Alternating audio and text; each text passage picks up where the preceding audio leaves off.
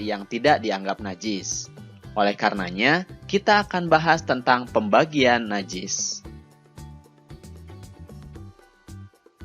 Yang pertama adalah najis mughaladhah.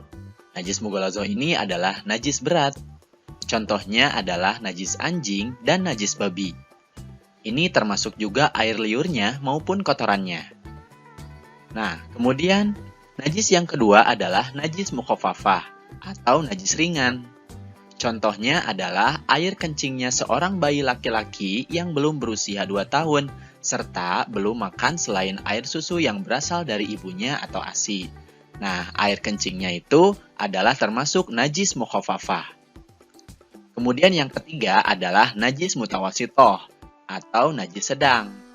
Contohnya adalah air kencing, air madzi, nanah, apapun yang keluar dari lambung, kemudian bangkai, selain manusia, ikan, dan belalang tentunya, kemudian darah, selain hati dan limpa, dan lain sebagainya, itu adalah contoh-contoh dari najis mutawassithah. Nah adik-adik, sebagai umat Islam, kita harus senantiasa bersuci sebelum beribadah kepada Allah. Apa saja yang harus disucikan dan dibersihkan?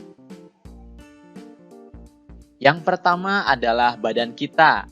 Badan kita harus suci dan bersih. Kemudian pakaian kita juga harus suci dan bersih. Dan yang ketiga adalah tempat sholat. Ini juga harus suci dan bersih. Adik-adik, bersih badan, pakaian, dan tempat tidak hanya ketika melaksanakan sholat, akan tetapi harus diartikan ke seluruh kehidupan kita. Di luar sholat pun badan kita harus bersih. Bersih pakaian artinya segala sesuatu yang dipakai seperti baju, celana, peci atau topi, tas, sepatu, sepeda, bangku, meja, lemari, dan lain sebagainya itu harus bersih.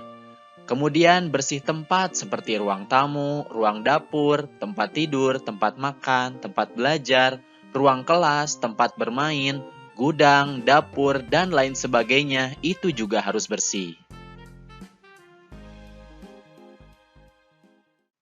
Nah adik-adik, untuk membersihkan najis yang terdapat pada pakaian dan tempat sholat, kita harus menggunakan air, misalnya air sumur atau air hujan.